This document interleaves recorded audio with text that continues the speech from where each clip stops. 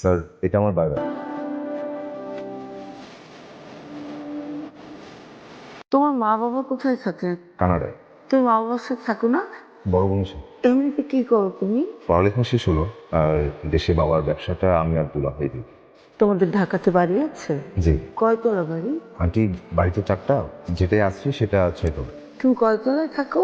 কি শুরু করুন? তুমি চুপ করো, আমাকে কথা বলতে দাও। তুমি কি এখন বিয়ে করতে পারবে? জি, আপনারা বললেই আমি বাবা মাকে আসতে বলবো, আর আমি তো এখনই বিয়ে দিতে রাজি।